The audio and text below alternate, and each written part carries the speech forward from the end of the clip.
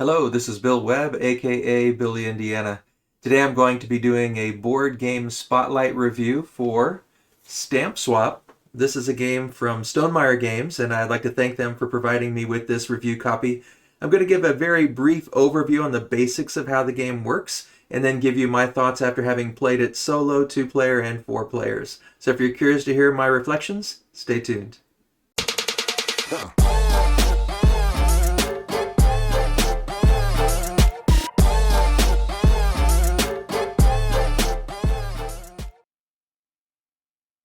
So here I have most of the components of Stamp Swap laid out for you. I'm going to kind of show you how things fit together and which things are for multiplayer, which things are for solo. Give you just a very brief overview about how the game works. If you'd like to see a little bit more detailed unboxing, I'll try to remember to link that up here in the corner, and you can check that video out. I posted that a few months back. But basically you've got this main board that kind of guides the flow of the game. You're on a Friday, Saturday, Sunday, 3-day Stamp Swap trying to maximize your success in these different contests of color grouping your stamps and theme grouping your stamps and creating any different rectangle stamps in your group, and then using canceled stamps. You're going to be competing in 3 of those 4 challenges in the 3 days, one each day. And at the end, everyone is going to be also competing in this final contest, in this case, forming perfect corners with the stamps in your book. A couple other little components here. This one is just to help each player recognize how the colors are differentiated. There are also different shapes around the edges of the stamps to help you identify the colors if you have color vision issues. And then the different themes, it gives you some ideas about the background formation if you're having a hard time identifying what the theme is by the image itself.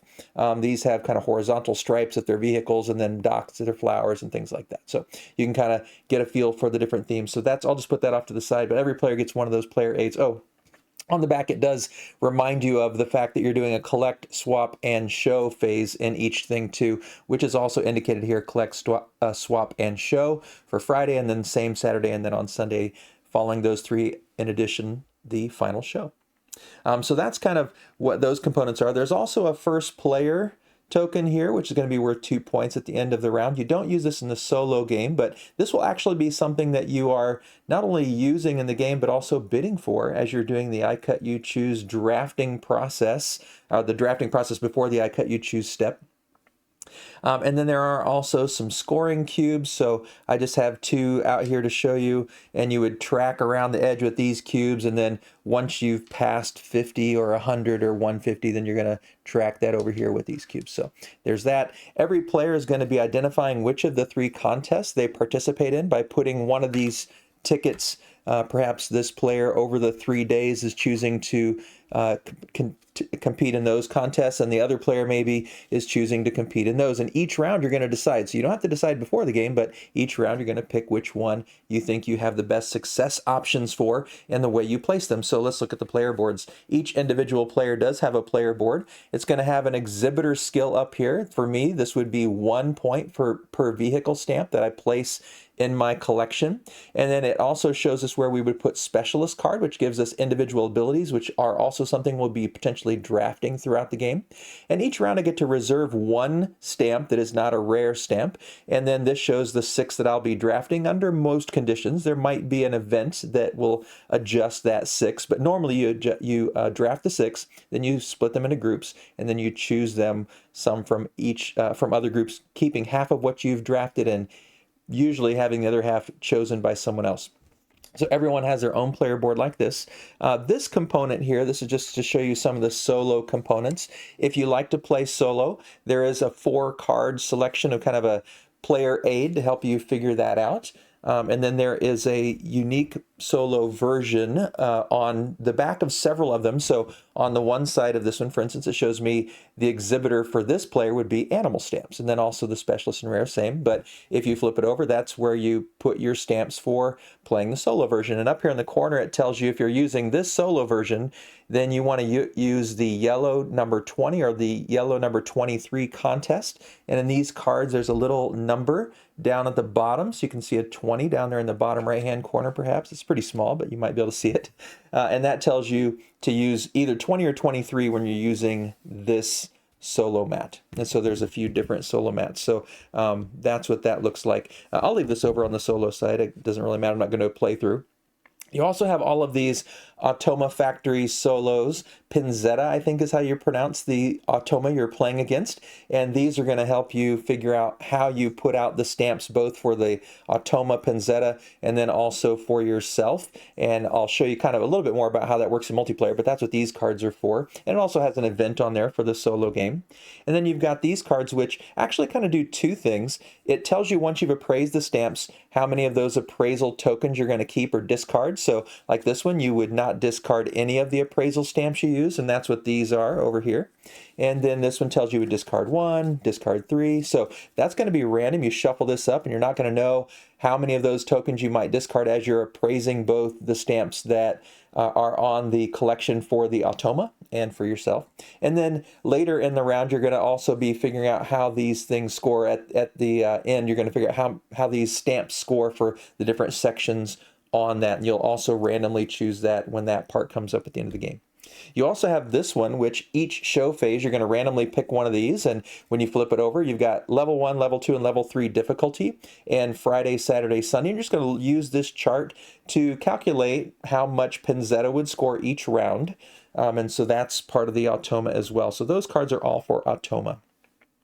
Now, the other cards here are what you're going to use in the multiplayer game. And so if it's a 3-player multiplayer game, you would set out 3 of these cards, and you're going to set them out like this. We kind of overlap the words on all but the bottom card. And then this shows you what the offer is going to be for all the stamps. And so nicely in the production of this, you've got, these big square ones all have a star on the back, and then these tiny square ones all have a diamond on the back, and then these kind of smaller rectangles all have a circle, and then these larger rectangles all have a triangle on the back. And then there's also these forever stamps, these little tiny ones that are different in shape and design from all the rest. So this would tell you what you're going to be pulling out. And so we usually had a couple people, like if there were 3 of us, one person get everything you need for the top, and one person get whatever you need for the middle, and one person whatever you need from the bottom one.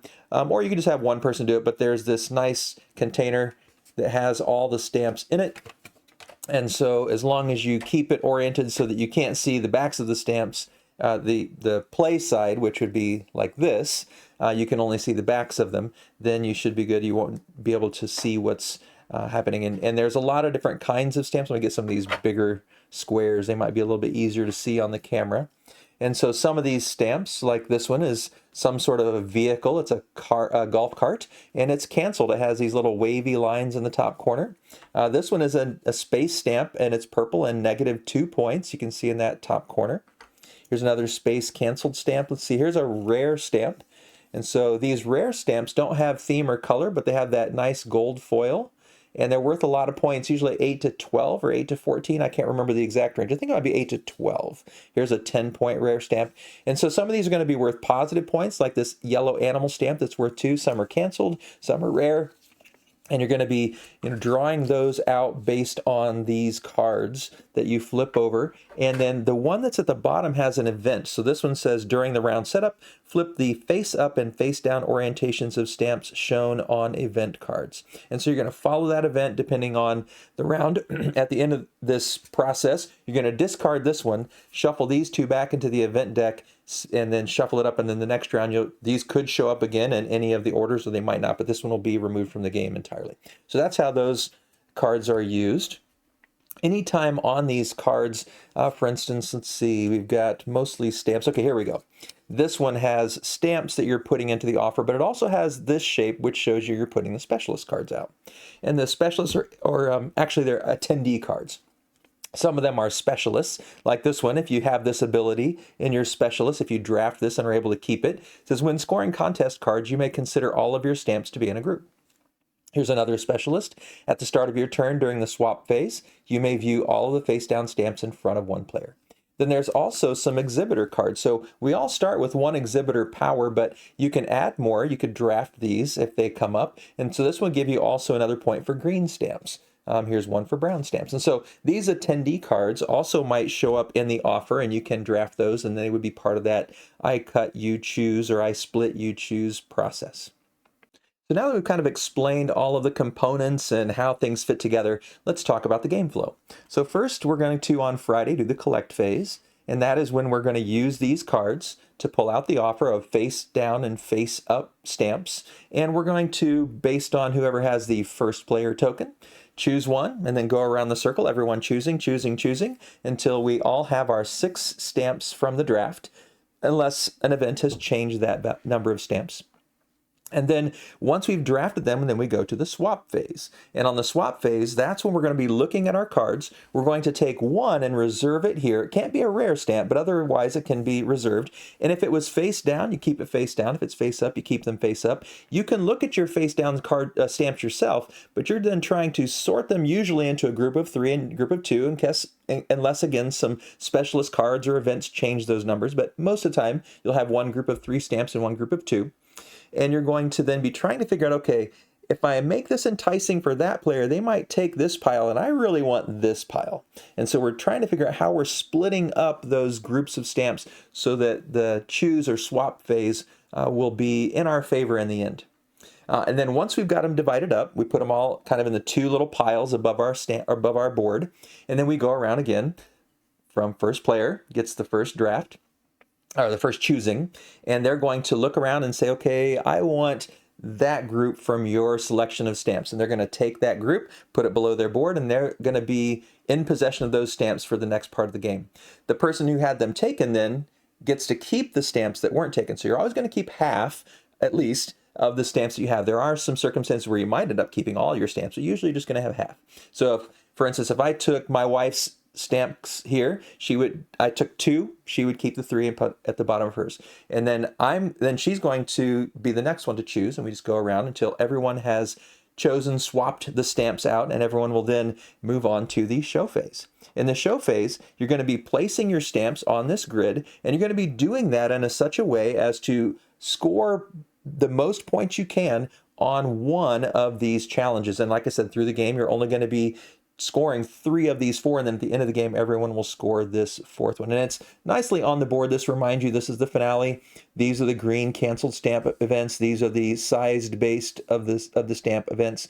These are the theme and color based ones. So there's a big pile of each of these, maybe not a big pile, but I don't know, maybe 8 or so of each. And you're going to be randomly picking those from the game, except like I said, if it's a solo, you're going to pick certain ones. All right. So for this round, maybe I say, I have the most on cancel stamps. So I'm going to choose this one for this round. I'm going to score that, and that's the score phase. And so the scoring phase, when we do this show, we're going to first give points for the exhibitors. So that'll be this card right here on everybody's board, plus any other exhibitors they may have drafted and kept. And then the first player token is worth 2 points, as it shows on the token. And then you're going to score the different challenge or contest that you picked for that round. And then we move on to the next day and we repeat it. We do the collect, we do the swap, we do the show. And then on Sunday, collect, swap, show. When we get to the final show, we're all going to do this one. And then there's our final game scoring. So for forever stamps, these little ones here, you're going to see who has the most. Whoever has the most gets 10 points. Second most gets 6 points. Third most gets 3 points, depending on player count. And then you're going to look at the stamp values. So like I showed you, some will be worth 8 or 10 or 12 if it's a rare stamp. Some might be worth -2. Some are canceled, worth no points. You're going to add up all those points. Then you're going to add up points for specialist cards. The specialist cards all are worth 2 points. It shows here in the bottom corner of those cards. You're going to add up those points. And then you're going to score up how many points you earned on the finale contest. And then the player with the most points wins. So that's a brief overview of how Stamp Swap works, what the components are, kind of the flow of the game. And now let me talk to you a little bit more about what my thoughts were after having played at solo, 2-player, and 4 players. Well, normally when I do these board game spotlights, or back in the day when I was doing 3x3x3 reviews, I would usually give the things that I enjoyed about the game or things I think other players might enjoy, and then start talking about some of the things I either didn't enjoy or things I think other players may not enjoy, and then kind of relate it to any other games that I thought have a connection to it. I'm going to flip-flop that this time because I'm afraid if I do it in that order, some of the negatives or concerns that I'm going to mention might overwhelm the things that I did enjoy the game, so I don't want to leave you with the wrong impression about how I felt about this game. So I'm going to start with the things that either I didn't personally enjoy or that you might want to take into consideration if you're considering purchasing or picking up a copy of Stamp Swap. So firstly, I apparently don't really enjoy I Cut You Choose games. I've played Hanamakoji or Jishi Academy, which I own that copy, and I enjoyed that somewhat, but it's not really one of my favorite games. I've played The Great Split, didn't really enjoy that game too much. I've played Tussie Mussy multiple times, again, didn't really enjoy that game too much. And Stamp Swap, kind of in that same style, I'm happy to play it. I don't think it's a bad game, but it's not one that I would just be dying to pull off the shelf. So I just want you to know that kind of as I mention some of these things that affect me, they may be more personal preference than anything. But one of the things that in this game I felt was that I Cut You Choose part and the drafting part, there was so much randomness and so much unknown information with the face down stamps. It didn't really feel like a lot of the choosing in that drafting or even in the swapping was super meaningful. Most of the time people just took the bigger groups or the obvious choice. There were a few times where there was some clever play or just some luck, but yeah, I think there's just something about that I Cut You Choose that I'm not super excited about personally. And the second thing I'll mention is it is a very easy game, which is good, but to me it's quite procedural, so it may feel clunky or kind of not really flowing for certain kind of players. If you like something that just seems natural, it is very well laid out. It's super clear. It's not like you have to keep looking back at the rule book, but I don't know, it just didn't feel super smooth to me. And part of that was also having to figure out, okay, well, for some of the specialist cards and for some of the events, having to look up those in the rule book and wishing there maybe was a little bit more explanation for some of them. And then also sometimes the space ones, sometimes it's like, is this space or is it a vehicle? So there are just a few things that kind of slowed the play down, just confusing for us. Other people might not face that at all, but that did occur for us. And when we played just two-player, my wife and I played, so this is another thing that we experienced. My wife and I played 2 consecutive games and not a single rare stamp came out. And so that was a little disappointing because that's the hook of the game. And when we played 4 players, then they came out in pretty good abundance. We saw quite a few, and it may have just been a weird thing. It may not. I think we played. It was the 3rd or 4th game before we saw our first rare stamp, and we were playing it just 2 players. So that felt a little bit blah, I guess, when none of those rare ones are coming out, and then it made the draft feel like, well, we're all just sort of drafting mediocre stamps. It didn't feel special in that regard for us in that 2-player setting, at least with those plays that we had. Also, another personal thing is stamp collecting. I'm not a philatelist. I think that's how you pronounce it. I've never been into stamp collecting, so the theme doesn't really do anything for me. So that if you're really into theme, might consider that. And then the last thing I'll mention that, again, wasn't great for us is I didn't really enjoy the solo mode. And I'm not a big solo player, so maybe you are, maybe you'd love it. But it felt like a little bit too much administration for a simple game. And so like flipping over multiple cards and doing the appraisal technique just was more than I wanted to do for this game. Because when you play with 2 players, 4 players, 3 players, it moves pretty quickly. And it feels like it's, a short game, but it felt solo like it was longer just to have to go through all those steps for me. So didn't really love it at solo. And again, at 2 players, it just felt a little blah, the number of stamps you see and the rarity of those rare stamps even being kind of magnified, at least in our experience. So those are the things that, for me and my personal preferences, didn't really resonate well. But now let's talk about some of the things that were a little bit better in my opinion and things that I did enjoy. So that you can see that I'm not saying this is a bad game by any means. And I'd rate it probably a 7 or so, 7 to 7.5, because it is a well-designed game. And when we played at 4 players, I'll mention this here in a minute, it was much better. So first, I did like the goal or contest card selection and how each round you have to try to figure out, okay, there's 4, I'm only doing 3 of these. Which one can I maximize now and which ones do I need to save for later?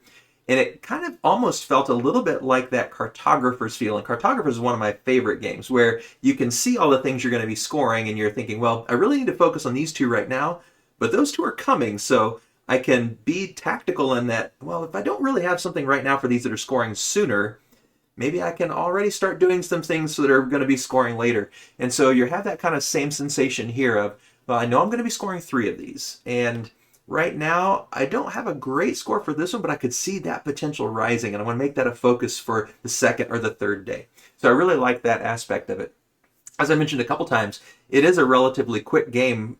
2, 3, 4 players. I guess we didn't play it with 3, but with 2 and 4 player count. It was really quick. In fact, the first time we played it with 4, right away the couple that we were teaching it to said, hey, let's play it again. And we just played it back to back.